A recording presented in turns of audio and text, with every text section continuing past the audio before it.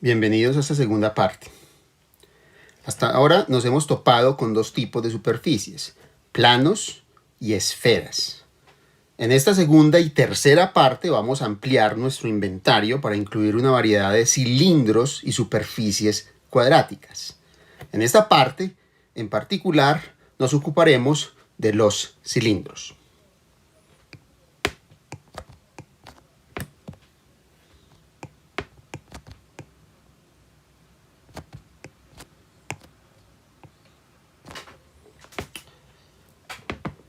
Vamos a comenzar con la siguiente observación.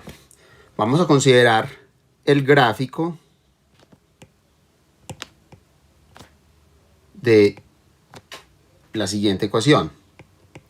x2 más y2 igual a 1 en el plano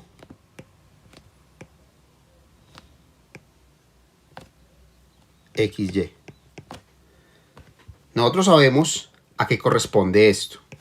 Esto corresponde a una circunferencia. Esto es una circunferencia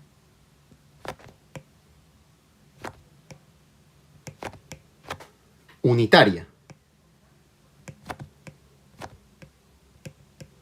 Es decir, una circunferencia centrada en el origen y de radio 1.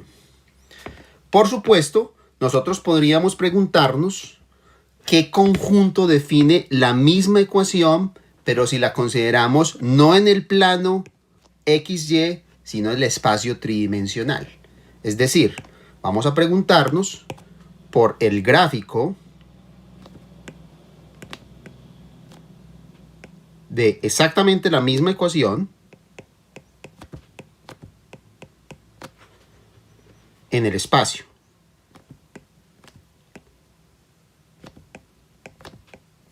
X, Y, Z.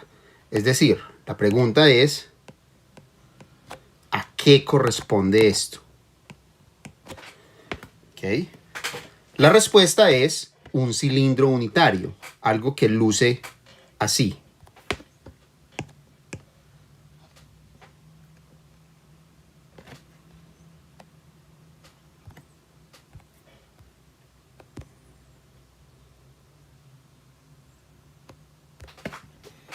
¿Okay? La razón para eso es que no importa en qué plano paralelo al plano XY me encuentre Y, es decir, los planos constantes en la dirección de Z, yo siempre voy a ver la misma circunferencia. Esta ecuación es insensible a lo que esté ocurriendo en la dirección de Z, porque la variable Z no aparece explícitamente en ella. Entonces yo siempre veo la misma circunferencia. Si yo me paro en cualquier plano, lo que voy a ver siempre es una circunferencia. ¿Okay? Entonces, a esta superficie, es un objeto que tiene 2 grados de libertad, 2 dimensiones asociadas a él, la vamos a llamar el cilindro unitario.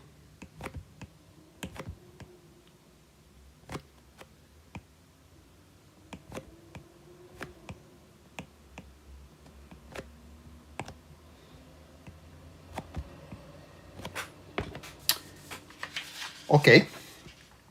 En forma similar, yo puedo preguntarme por el gráfico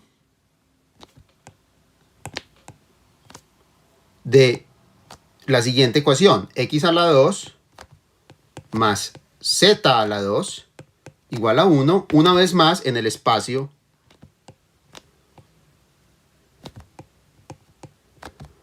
tridimensional, que estoy llamando simplemente el espacio XYZ, ¿cierto? Y esto se va a corresponder también con un cilindro, ¿cierto? Pero es un cilindro que se extiende a lo largo del eje Y.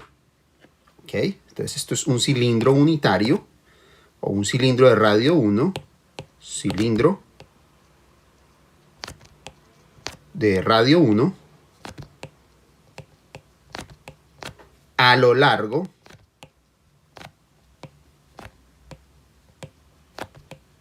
del eje Y. Es decir, algo que luce así.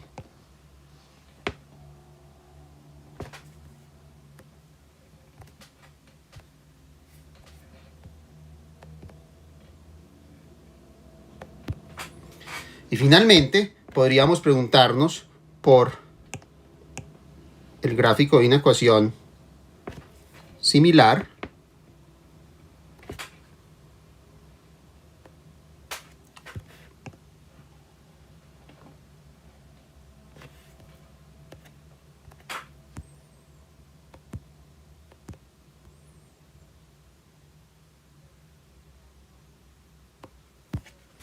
¿Cierto? Que sería, entonces, en lugar de las variables x y z, queremos que aparezcan las variables y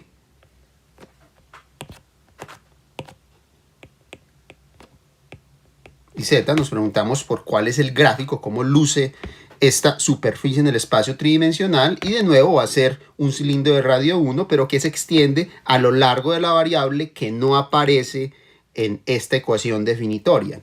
En este caso sería la variable, sería el eje X. Entonces sería un cilindro de radio 1 a lo largo del eje X, ¿cierto? El cual luciría así.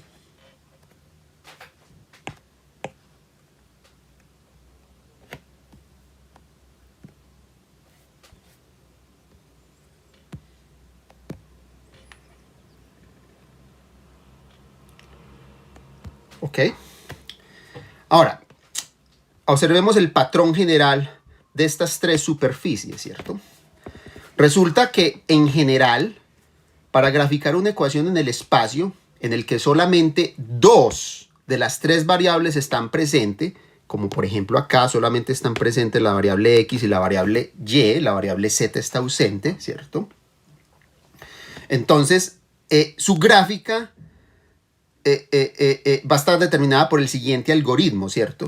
Uno primero grafica en el plano de las variables cómo luce la curva, ¿cierto? En este caso, graficamos la curva en el plano XY y lo que vemos es una circunferencia unitaria, como ya habíamos dicho. ¿Ok? Y luego extrapolamos esa curva en la dirección de la variable que no está presente en la ecuación. Es decir, nosotros extrapolamos esta curva a lo largo de la dirección del eje Z. Exactamente lo mismo ocurre acá. Tenemos la gráfica de esta ecuación en el plano XZ, que también corresponde a una circunferencia, y extrapolamos en la dirección de la variable que no está presente, en este caso el eje Y. Y finalmente, en este caso, tenemos una circunferencia en el plano YZ y extrapolamos en la dirección de la variable que no está presente, en este caso el eje X. Desafortunadamente, por abuso del lenguaje, cualquier superficie que se obtiene de esta manera se denomina un cilindro, ¿cierto? Entonces, voy a dar acá una definición semántica de lo que es un cilindro. Digamos, para nuestros propósitos, esta no es la definición más general, pero es la que sirve para lo que queremos destacar nosotros en este curso. Entonces, un cilindro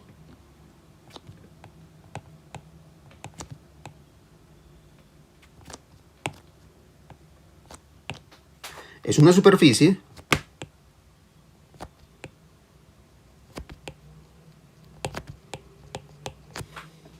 que se genera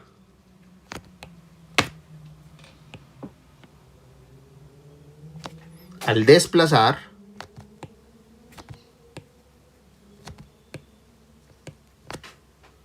en uno de los ejes coordenados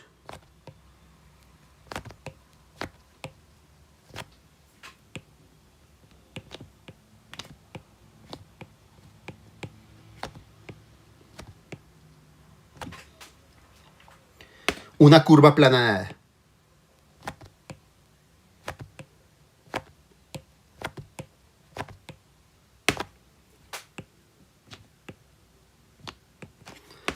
¿Okay?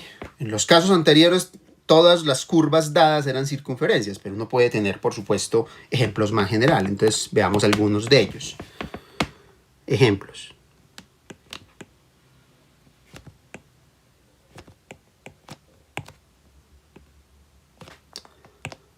Comencemos con uno sencillo. Supongamos que yo le doy a usted la siguiente ecuación, z igual a y2. Entonces aquí la variable que está ausente es la variable x. Y por lo tanto esperamos que esto sea un cilindro que se extiende a lo largo del eje x. Efectivamente, es fácil graficar esta curva. Corresponde a esta superficie.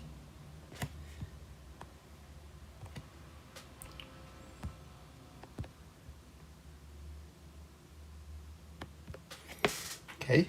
Entonces, lo que hacemos acá es graficar lo que esta curva representa en el plano ZY. Eso corresponde a una parábola, ¿cierto? Y extendemos esa parábola a lo largo del eje X, lo cual nos da esta superficie que luce como una especie de canoa en forma de parábola.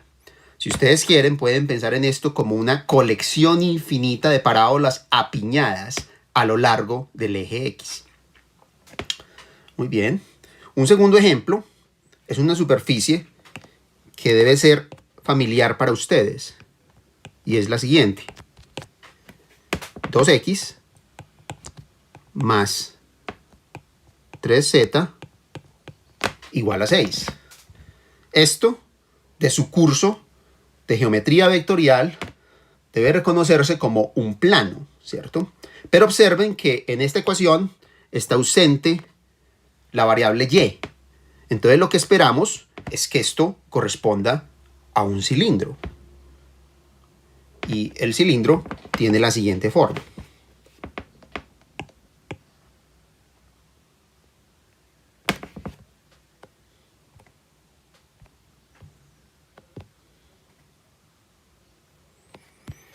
Entonces, una vez más, el algoritmo para obtener esta superficie es sencillo.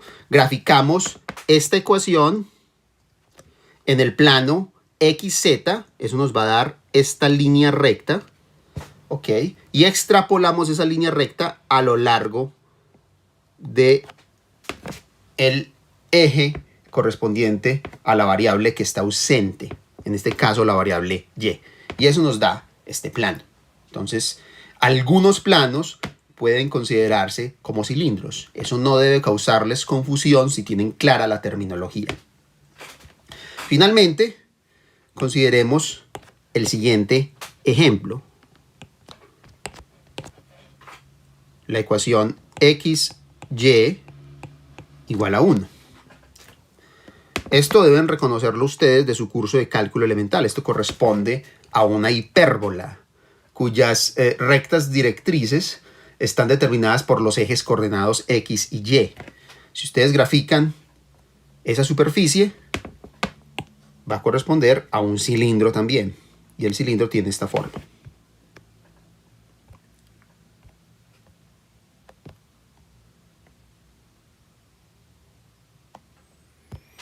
Ok, entonces, de nuevo, lo que yo hago es graficar esta curva en el plano XY, ¿cierto?